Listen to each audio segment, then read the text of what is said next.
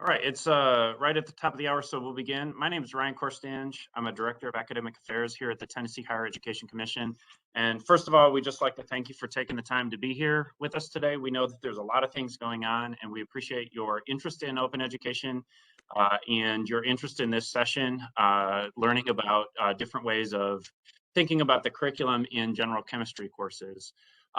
This event is part of Open Education Week. As you know, perhaps Open Education Week is an annual celebration. It's an international event organized by OE Global, and it provides an opportunity for sharing and learning about the latest achievements in open education worldwide. I'll put a link in the chat in just a second to the full slate of Open Education Week events from OE Global's website. And please feel free to pursue those and attend those that are interesting to you. Many of them are recorded. We're at the end of Open Education Week. This is the final day. Many of these events have been recorded, so you can sort of come back to them next week or later in the semester as you have time. At THEC, we're relentlessly focused on increasing the number of Tennesseans with a post-secondary credential. We understand well that the cost of attendance and high cost instructional materials pose barriers for students. And so we're really excited this week to spend a lot of time thinking about what open education resources and open education can do for our students. We really appreciate your attendance at these events and all the presenters at our Open Education Week events who are doing just really interesting and exciting stuff for students in the state. As I mentioned, we've had 10 events that THEC has facilitated this week. And again, in just a second, when I'm done speaking, I'll put a link in the chat to our full schedule. All of these events are being recorded, and these events, we'll get them uploaded onto our website and onto the Tennessee Open Education Hub, and we'll distribute those next week or as soon as we can. Two final reminders. One thing is to keep up with the things happening in open education in Tennessee. You can join our textbook affordability listserv. To join that listserv, all you need to do is email us at academic.programs@tn.gov, and we'll get you set up with that. I'll put the email in the chat also when I'm done speaking. And then the other way that you can get in touch with us or keep up with what's going on with OER and open education is by joining the Tennessee Open Education Hub. And I'll also put a link in the chat for that. That includes a step-by-step guide to setting up an account and getting into the groups that will continue to give you information about the developments in open education throughout the state. One final piece of logistical information. This is a webinar. When you have questions, we hope you have questions. There will be time for questions to be answered. But as you have questions, please just drop them into the chat. I'll be on the meeting along with my colleague Julie Roberts, and we'll be monitoring the chat, and we'll bring your questions to the presenters' attention at the end of their presentation. And with that, I'm going to turn things over to our presenters. Thank you all so much for being here. Thank you, Dr. Korstange. I am joined by Dr. Moore, Dr. Guha, my colleagues, and let me share my screen first.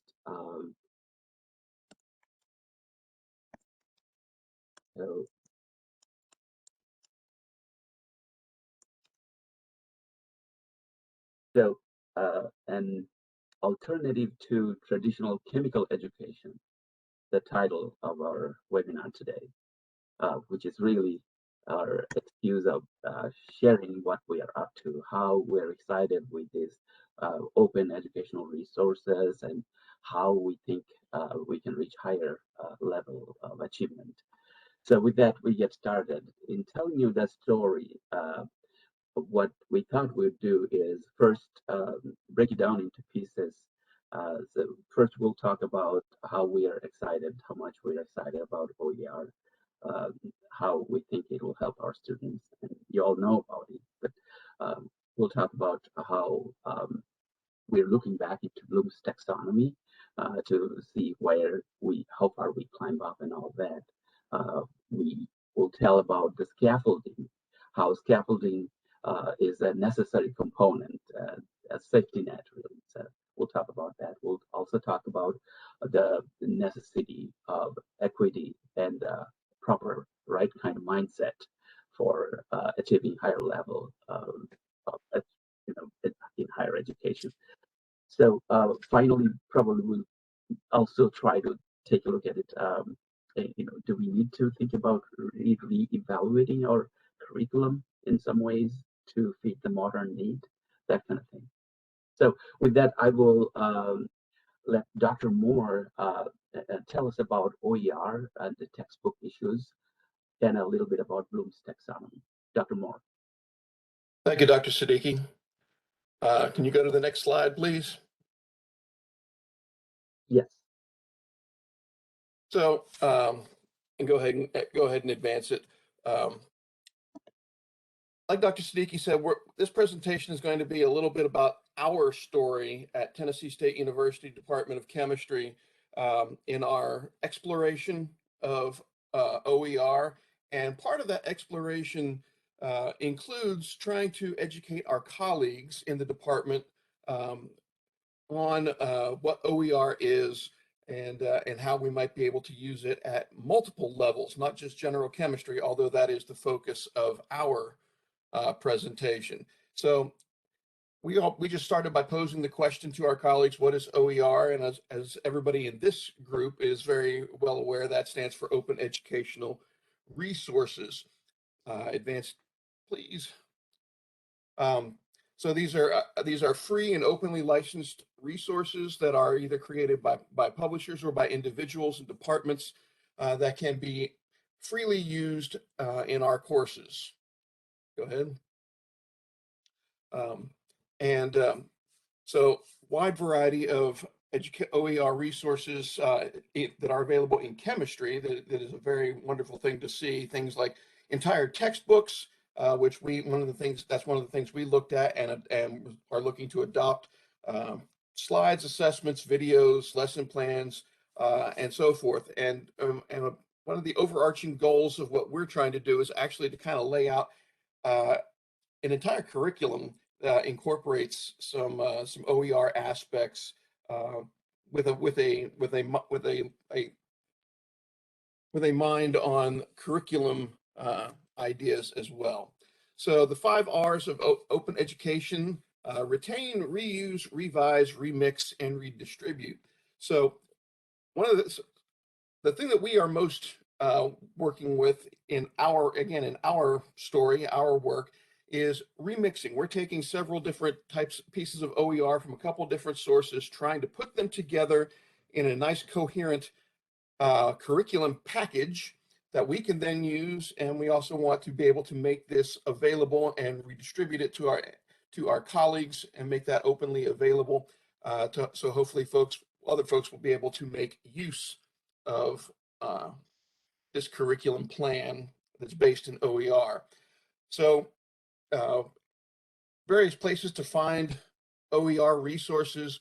Probably the largest, as many are aware, is Merlot, as well as the OER Commons. Those are 2 very, very large web-based OER repositories, as well as the Tennessee Open Education Hub.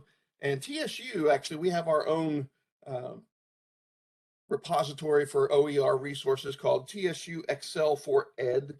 And we plan to make all of our materials present in most, if not all, of those repositories. So one of the first things that drew us to OER is the fact that textbooks at the collegiate level, especially, are just ridiculously expensive. And specifically in our discipline, in the STEM disciplines, the rate at which the prices have increased is just out of this world. And the big drawback to STEM textbooks is they are almost out of date as soon as they're published. And when they do publish new editions, they're published with very little or new content included. Some new pictures, maybe some new examples or end of chapter problems, but the content itself really isn't changing. General chemistry hasn't changed. The content hasn't changed since I took general chemistry. And I tell students that you could pull the very old-fashioned, antiquated book that I used off of the shelf and do the same things that we're doing with these newer, much more expensive resources. So many students just either they can't, or they are unwilling to spend the kind of money that is required for textbooks, and many of them will try to slink by in the background with that and do a course in chemistry without a textbook, which is rather difficult. Can you backtrack one slide, Dr. Siddiquee? And this is a rather interesting infographic here. Just on this, only tuition and medical services have increased in price faster than textbooks. That's a very telling kind of thing.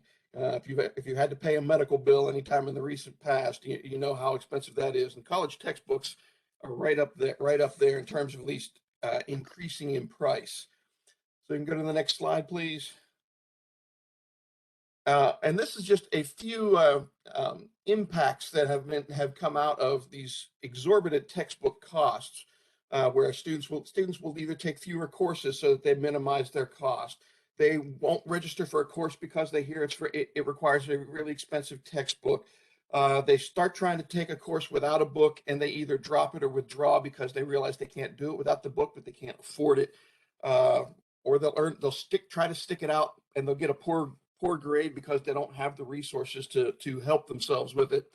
So there's lots of things that happen because of increased textbook costs, and OER being completely open, being free is a wonderful way to try to circumvent that. And that, as a general initiative of reducing cost of educational materials to our students, has been something that TSU has been very adamant about in the most recent, say, 5 to 10 years, trying to reduce costs for students for at least the educational materials, so that they can take the courses they need in a timely manner and still perform well with all the tools that they need at their fingertips. So the next part of our story, again, we're as much trying to educate ourselves as we are our colleagues in the department with regard to curriculum. So once we have the tools in place to teach with the OER tools, we need to put that into an appropriate curriculum with a very careful eye to detail and how we stack these things together. And one of the things that we all use, and again, speaking to this body, everyone is probably very, very aware of Bloom's taxonomy, this hierarchical model used to classify and lay out learning objectives based on complexity and level of rigor. This is very good for not only laying out your curriculum and the progression of things that you're going to do on any given chapter, any given topic, but it also can help us to lay out our assessment strategy, so that when we're done with a semester, done with a chapter, we can look back and make assessments and determine whether or not what we did is effective. And if it is not, it gives us a way to kind of tweak and go at it the next semester. Or if we're doing things well, that will give us the tools to continue to improve and fine tune what we have in place. So backtrack one slide, please.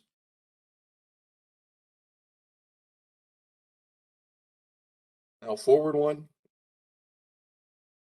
So here's the other way to it's normally a pyramid looking schematic. This is just another way to look at it, the different levels: remembering, understanding, applying, analyzing, evaluating, and creating. As we go from the lowest levels of Bloom's taxonomy, we're just remembering facts, memorizing facts, being able to list things, and then moving up to being able to go from just remembering to understanding and then applying. And each of these gives us a different tool to design not only activities but assessments.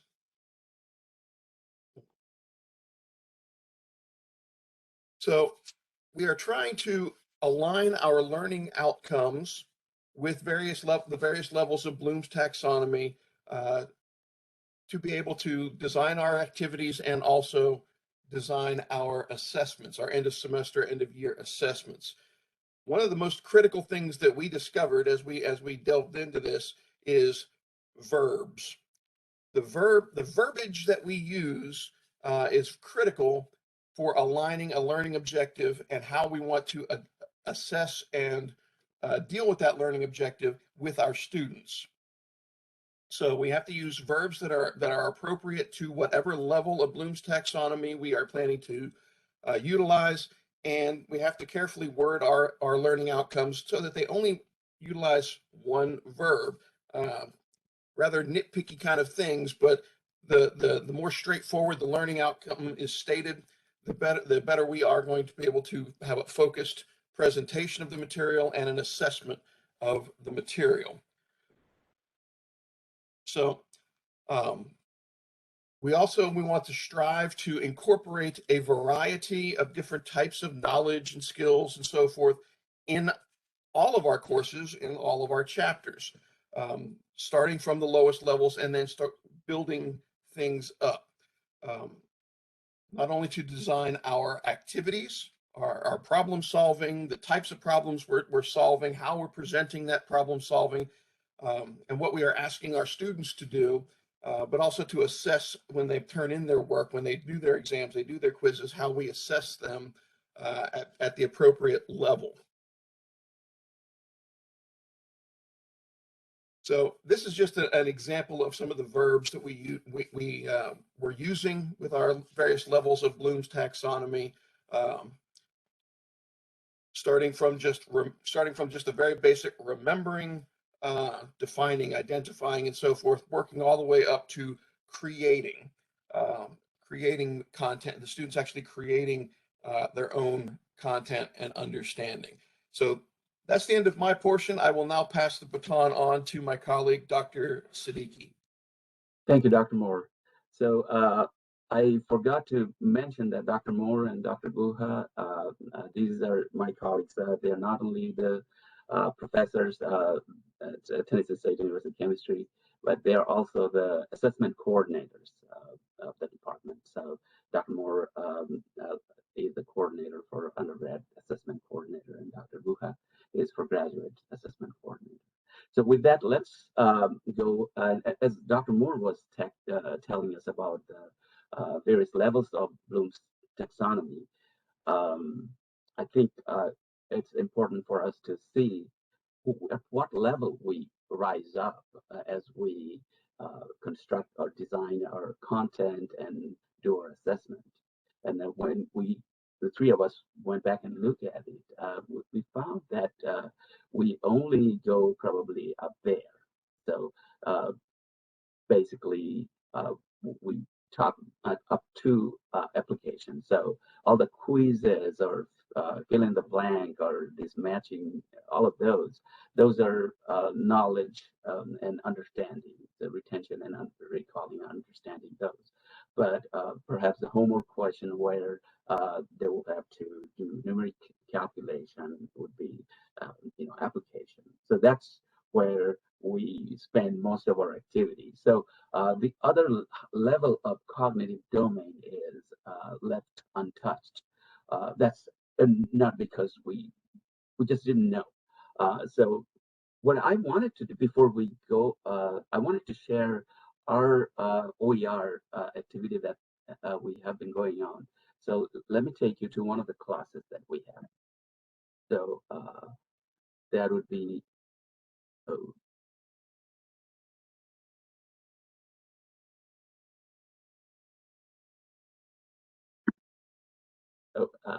I had to get out of there to bring you here. This is a course shell that is live now.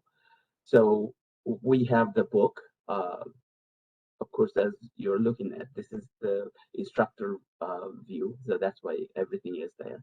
So let me take you one of the chapters. For example, it's in D2L. So if we wanted to read the kinetics chapter, we'd have to go there. And the book is right there. So we can. Dr. Siddiquee, sorry, but your screen is not sharing. We're only seeing the slides. Okay, so thank you for that. I appreciate this. So that would be the screen. Okay, share.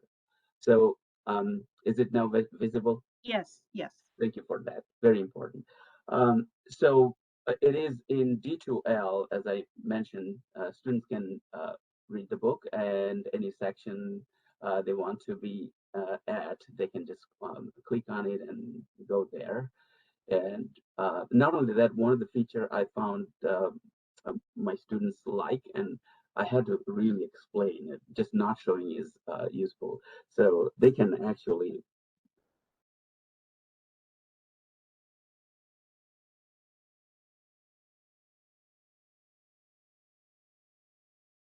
so basically what I told them that knowledge is power, information is all you need. How you get it is not as important. So if you don't like reading it, like listening to music, or you like to listen to podcast, go listen to it. And as you do other stuff, you can read, you get educated. So we have for the every chapter activity, we broke it down into three parts: before, during, and after.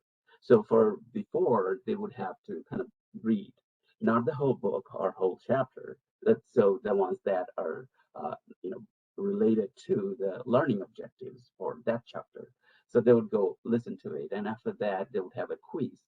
So let me take you to those quizzes. Those are mostly they would be able to answer them, but some could be challenging. So and depending on which chapter they're in, there could be one or two quizzes there. So we'll take, these are all already passed. So if we take a preview of it,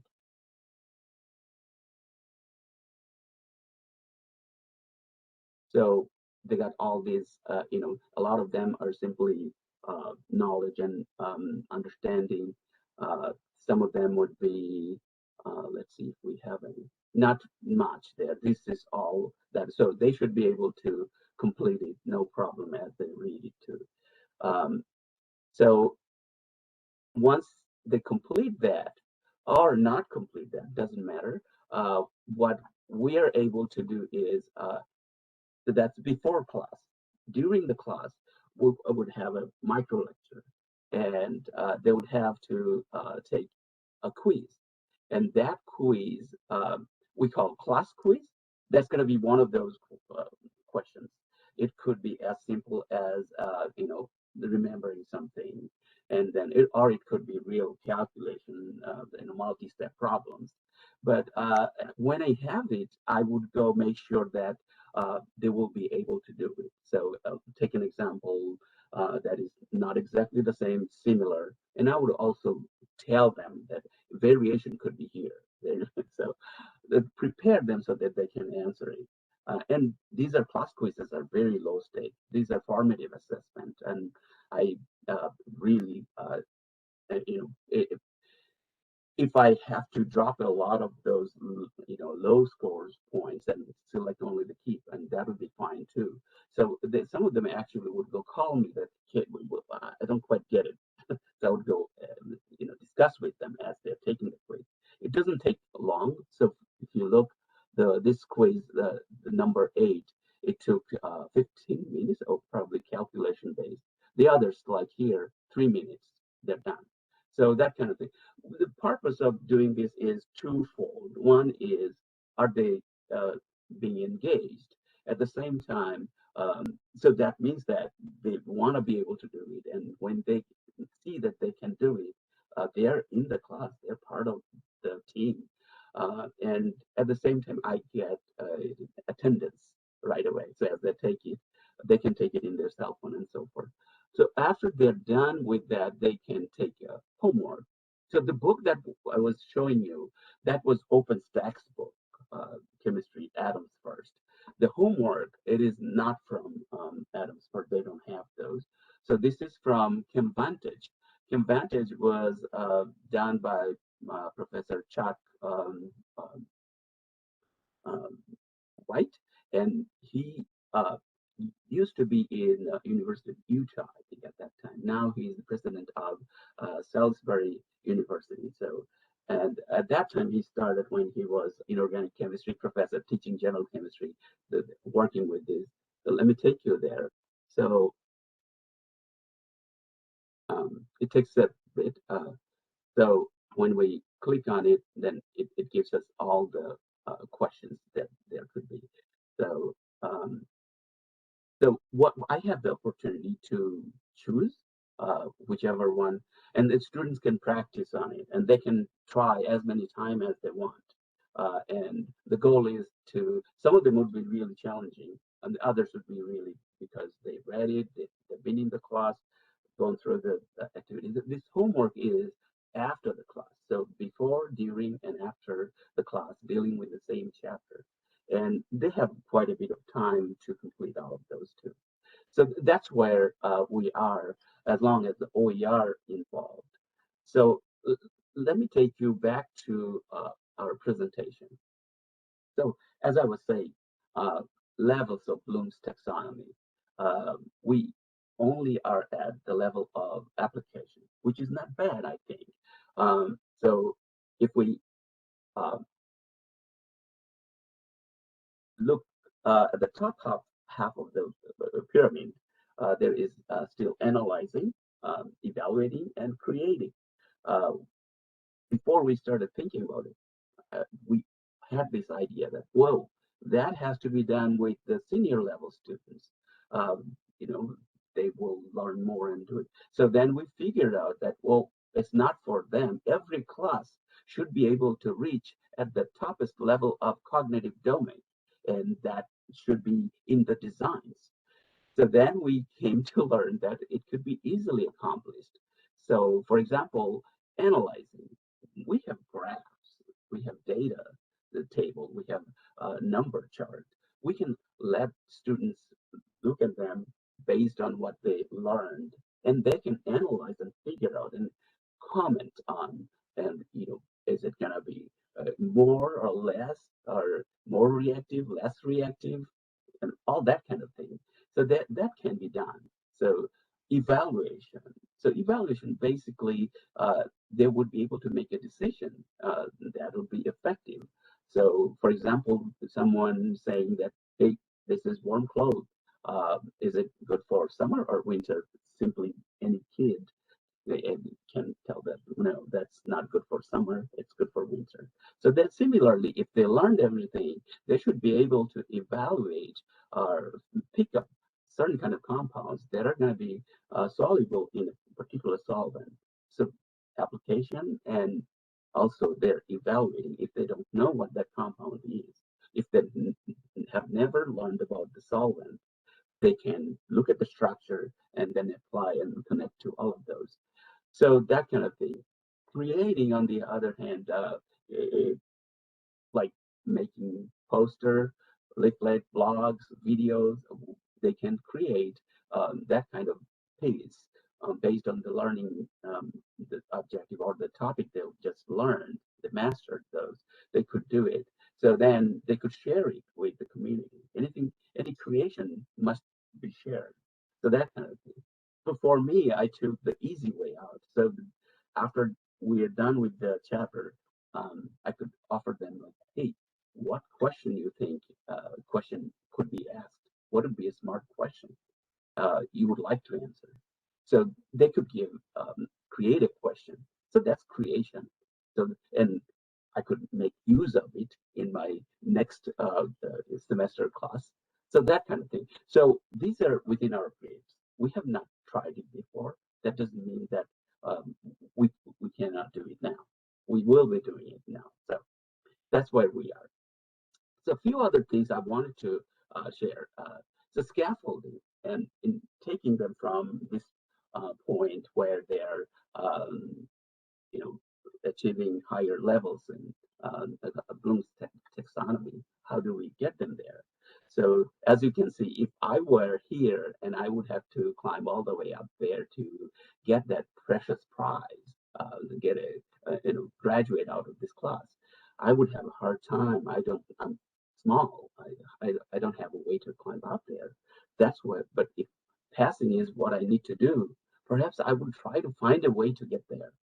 The cheating comes there, perhaps. So if we could scaffold them, like show them how stepwise they could go there, make sure that they are secured. They learn one step before they go to the other step. And I need to make the step available for them. It would be so much easier for them to reach. So that's what all of those, formative assessments are. So in my mind, it's just a safety net.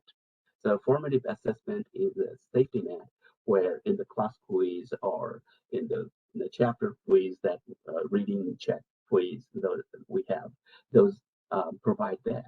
Um, as we do things in class, um, really I go do it longhand so that they can see it. Some of them could be having simple, algebra difficulty, but as I do longhand and say it, as I set it up and I read it and break it down and rationally I show how it should be done, they're able to see it. I sometimes tell that, hey, I go ahead, mock me as you do it yourself, and mock me how I did it. Just you'll be fine. So showing is important. So a lot of times I have tried in the past to tell so many different things, but they'll just say that just show me how to do it. So it's like if I have to train someone to ride a bike, I can tell them all the aerodynamic feature and calculus related to that, but that won't do much for them to be trained in riding a bike. So I just have to show them how to do it and give them a chance to ride it. So think out loud, as I mentioned, rationale, why I would be doing certain things. That's what we've been doing. It's not like we're going to be doing it. We are doing it in class right now. Relevance.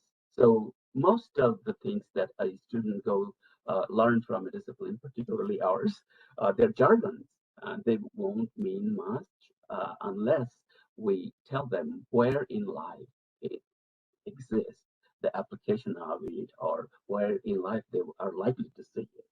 Then they can put values in it. So that kind of thing. So scaffolding is really important. Um, Now, the other thing is, I'm sure you have seen it. What I have noticed that we'll be working doing improvement. There will be some kind of instruction that, hey, we got to do this, then we got to do more. It is not going to substitute any of the activity that we've been already doing. It will be on top of that. Imagine if we keep on getting all of that, it's going to stretch us thin. So most of the time, that's what happens. The improvement always, to me also, it by default comes as that. What can we do more to make improvement? So, but there could be this alternative way of looking at it. Just what can I take away?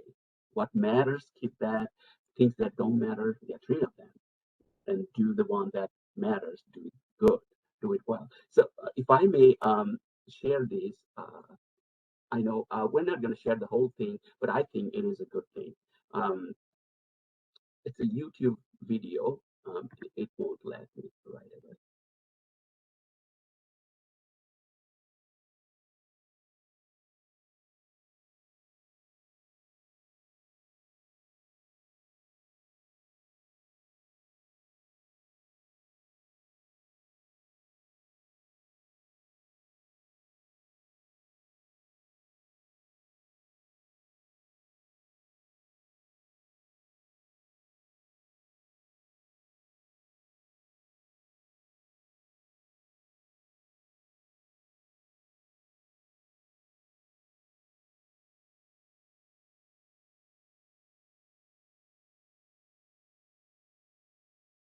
Dr. Siddiquee, we can't hear anything.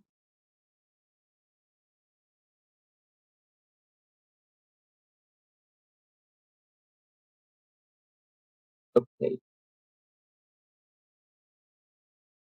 So I did try to show it, but I mustn't have done something as good. Let me see if I can. Um,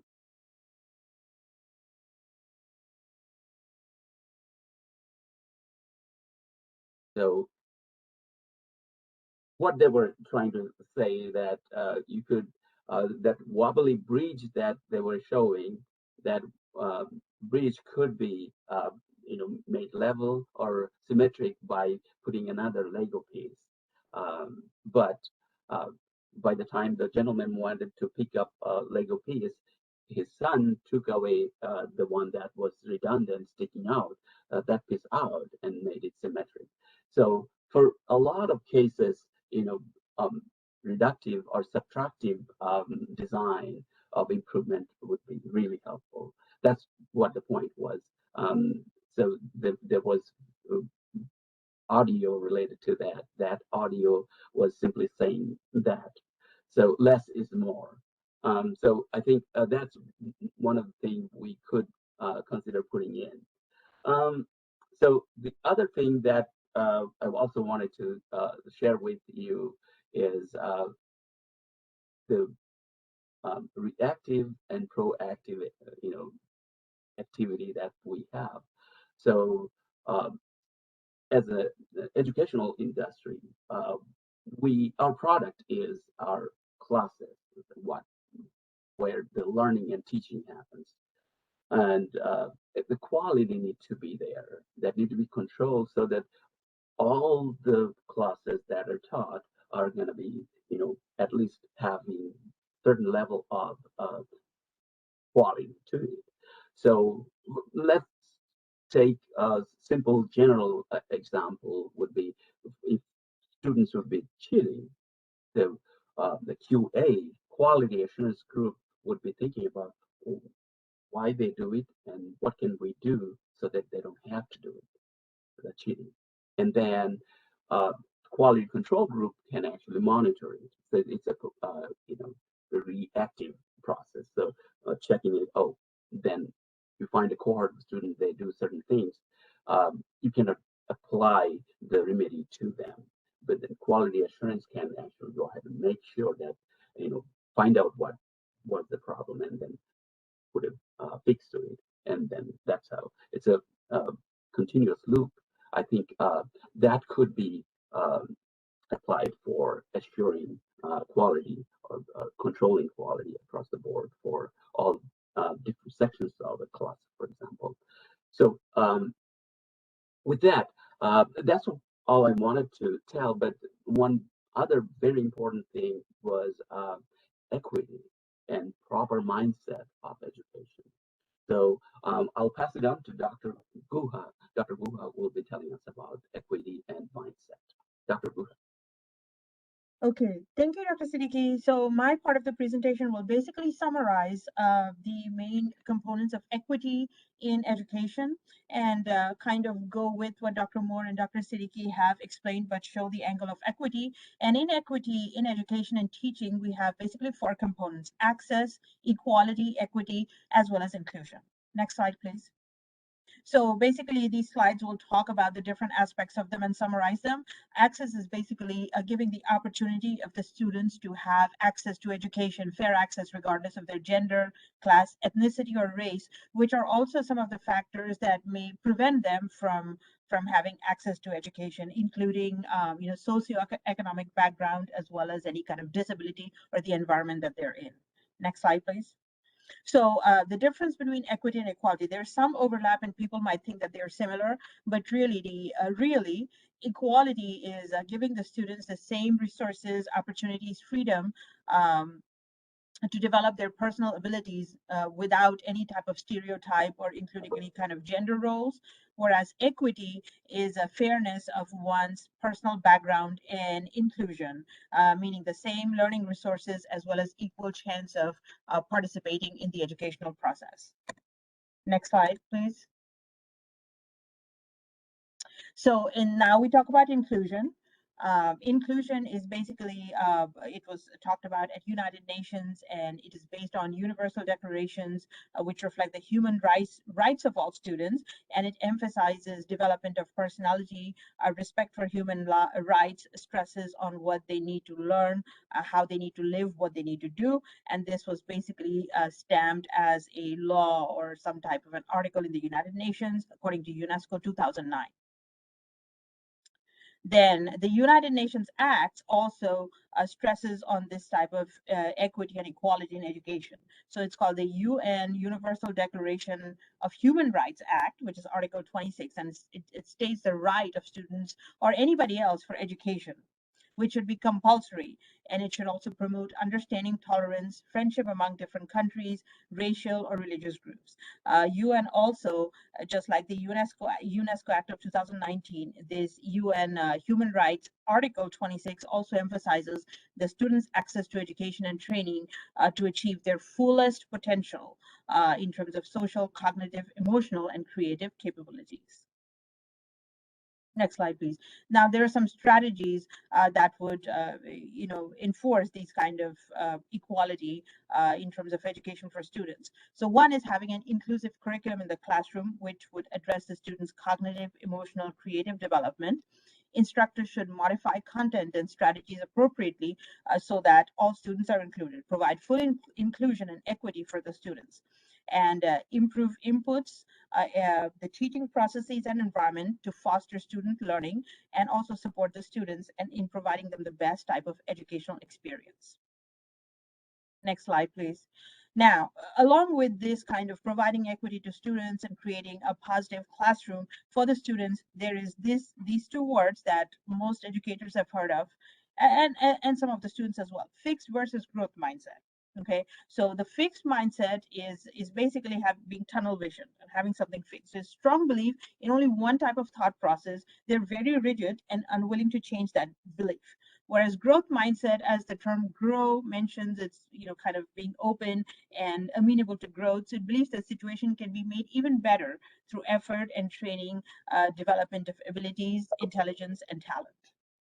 Next slide. Now, the basic difference is in a fixed mindset, people believe that the basic qualities are fixed. And these basic qualities could be anything such as intelligence and talent, especially when we talk about education. These kind of people with fixed mindsets spend most of their life and energies just reinforcing their own fixed opinion rather than wanting to learn and grow, because they believe that whatever they're saying or doing is correct. However, in a growth mindset, people believe that their abilities can develop through learning and hard work. Those people believe in their viewpoints. They're very flexible. They're flexible in their viewpoints. They believe that they can take input from others and make things better and grow through their experience. Next slide. There's a common misconception. So some people who have a growth mindset may feel that people a fixed mindset are negative. So that's not necessarily true. So these are individual traits of different people, one with fixed mindset and one with growth mindset. And we are not here to judge them, but what we as educators want to do is encourage growth mindset in the classroom of educators and students, which would maximize the potential for all students in the classroom. Next slide, please. So what will be the impact of growth mindset in the classroom? All positive impact, which is why we support having a growth mindset for the students and faculty. So give students praise and feedback, which will make them work even harder to achieve their potential. Fostering a growth mindset will increase student achievement. So if they work harder and they reach out for help when they need, then that will increase their achievement. Instructors with a growth mindset will then automatically have higher achieving students than in a class that would have a fixed mindset, because if students are encouraged, they will try hard, they will achieve more. Now, they will make mistakes, and that's common human beings. So, but making mistakes will trigger a physical reaction in the brain that will say, okay, I've made a mistake, but I can learn from it and I can grow, rather than being discouraged and think, oh, I've made a mistake and this is the end and I can't grow. So really, the students will become better even by making mistakes and learn more and become better, which is the impact of having growth mindset in the classroom. Next slide, please. Now, this is the last slide for me, and this is what I would typically ask my colleagues who are educators as well. Which type are you? So this is a statement: you have a certain amount of intelligence and you can't really do much to change it. Okay, so what do they agree with? And this is not, not asking anybody this question today, but this is something that I would like to ask people to at least ponder about, not asking for an answer.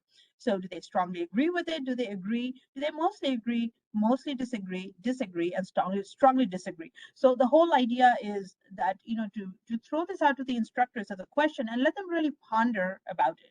And if some of them are a little bit stronger in terms of being at a fixed mindset, then maybe they can change and really realize that, hey, I want my students to achieve more. Therefore, I will make things better for them and more amenable in terms of their educational growth. So they might be more tilted toward a growth mindset. So that's the reason why I wanted to end this, my portion of the slides, with asking the educators this. Thank you. Thank you, Dr. Guha. Thank you. So now it's almost time for us to sum it up and tell you what we wanted to tell you. So today we enjoyed sharing our excitement of using OER in our classrooms, and it's only now in the general chemistry level, and we will be applying it across the board in many other sections and upcoming higher level classes too. That's the goal. And we're using Bloom's taxonomy, and and we figured out that we have more levels to climb, and we also found that it's not very difficult to do so. Hence, we're going to be using those as we move on. The scaffolding is necessary for it's a safety net for students so that they don't fall through the cracks. Achieving higher goal, it's important that we scaffold things. It'll help mitigate so many things. Modeling, so doing whatever we do it as a student would have to be doing it, so that they see a model that's how they have to do from A to Z without skipping things. So that kind of thing. We wanted to share that there need to be some kind of a control there. So in order to maintain quality, and then need to be these two check posts: quality assurance and quality control, so that assurance will act as proactively, and then control will be reacting to feedback to the quality assurance. So basically, in order to get that, we definitely would have to know who we are, where we are, what the product is like, and acknowledge it for what it is, and then take necessary steps that will get us to the place where we want to be. So, control and assurance, but subtractive mode of design, that's going to be important too. Otherwise, as a resource, the people are also a resource, and they can be stretched thin, and a lot of necessary things they could suffer for that. Equity and growth mindset is a necessary component for education. It's so vital. So that's what we wanted to share, because that's what we are doing these days.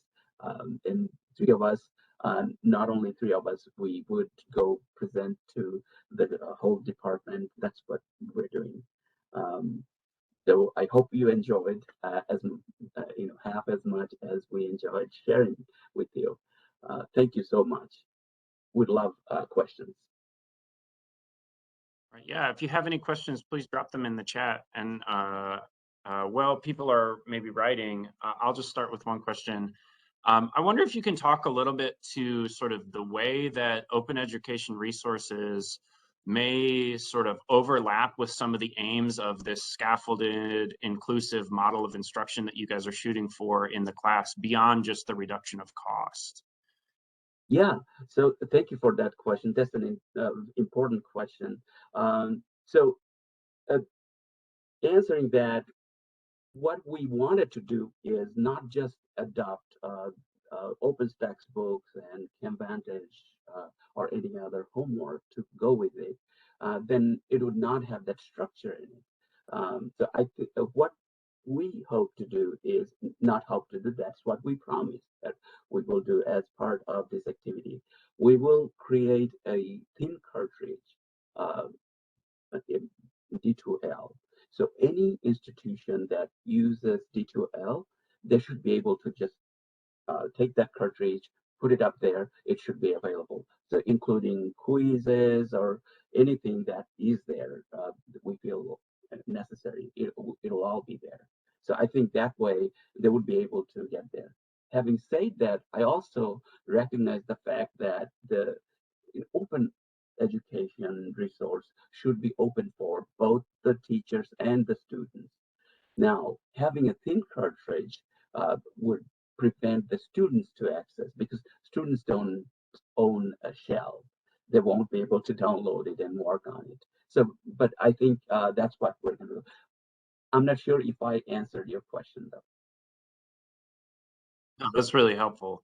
And I do agree with you that the convenience of sharing D2L shells, cartridges, is really useful, but it's not fully open. And I think that's a larger structural issue that we have to sort of think through.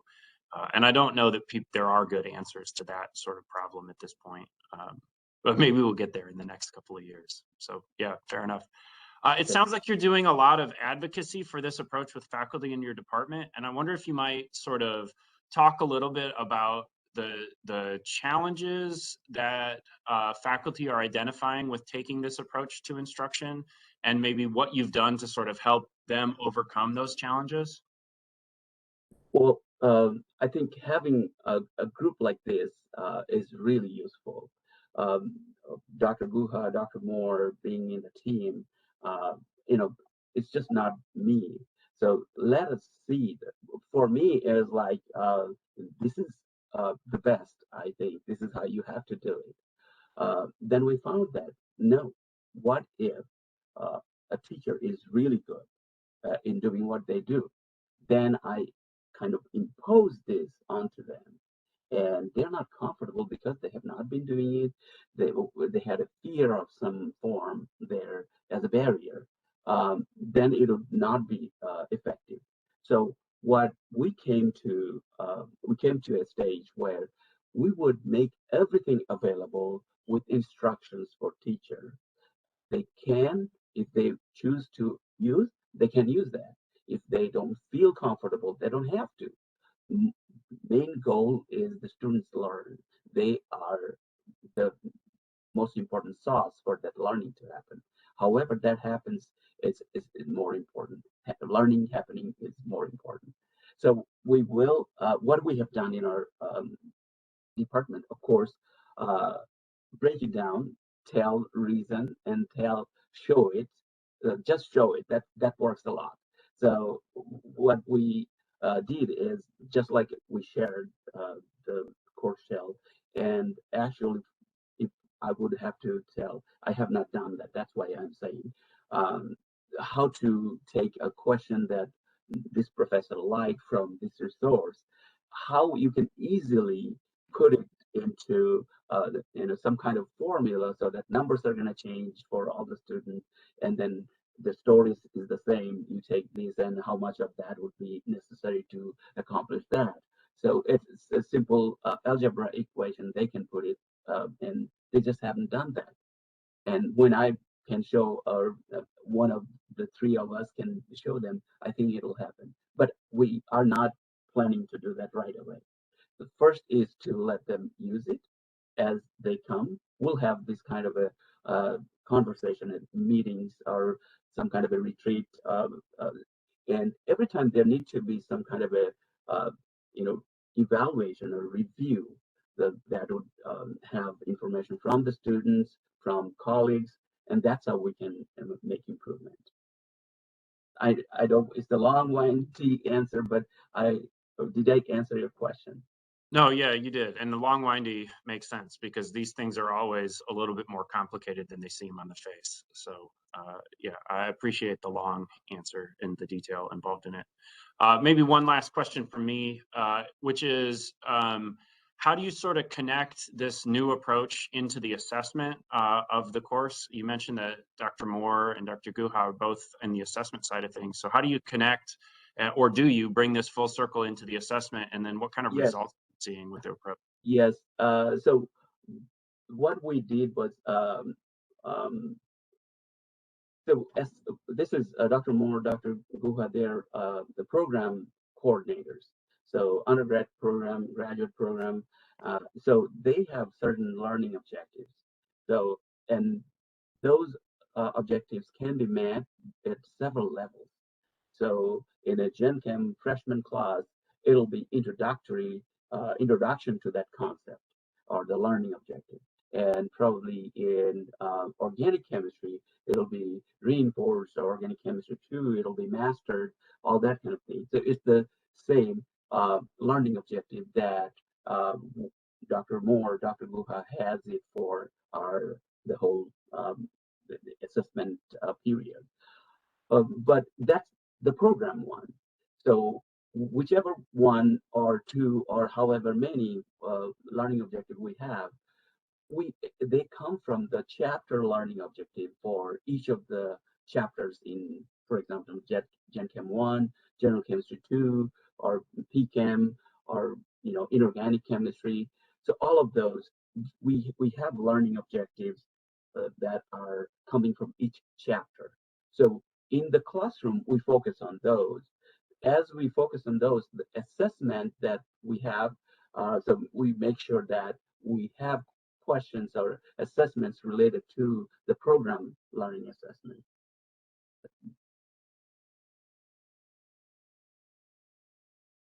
Okay, and then what about the lab side of the class? I assume there's a lab component to this class too. Do you have OER materials in the lab side of the class, or what's the cost of the materials you're using on that part? So we have not. We have had a discussion with the undergrad committee, I think last Friday. This is about, we had lab manual that was built in-house by then Dr.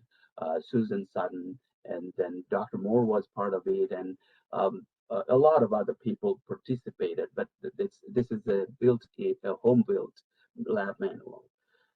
So to what was happening, department was taking some lab manual fee was coming to the department until so many years ago. Then we had to decide on, I don't know, perhaps Dr. Moore, do you know any other thing that happened since the meeting? Well, as you said, the lab manual that we've been using for quite a few years is an in-house generated lab manual, and it had been published by a small local publisher, and the students had been purchasing it in the bookstore. I think it ran somewhere around $20 for each semester, because each Gen Chem 1 and Gen Chem 2 each had their own lab manual, and there was a portion of that did come back to the department, sort of in addition to the typical lab fee kind of thing. But in recent years, the students actually have not been directly paying that cost. The university, because we are a Gen Ed course, there's a Gen Ed book bundle fee that the students, it's part of their tuition. And they just had to then just pick up the lab manual. So they were paying for it, but kind of indirectly. But we are working towards making the lab manual to be OER as well, built into a D2L course shell. And just one other interesting note, our organic chemistry colleagues have also decided to move forward with investigating OER for the sophomore level courses. So we will be fast approaching having our entire lower division collection of courses offered with OER materials. Thank you, Dr. Moore. Yeah, that's really helpful. Tons of work for sure. Well, we're right at the end of the time that we have. Just really appreciate the hour that y'all have spent here to explain what's going on with your approach to general chemistry 1 and 2. And it's been really interesting to see all that you're doing, and we wish you just tons of success going forward. Thank you so much for the time that you've spent with us today. Thank you. Thank you for having us. Yeah, happy to do it. Thanks, y'all.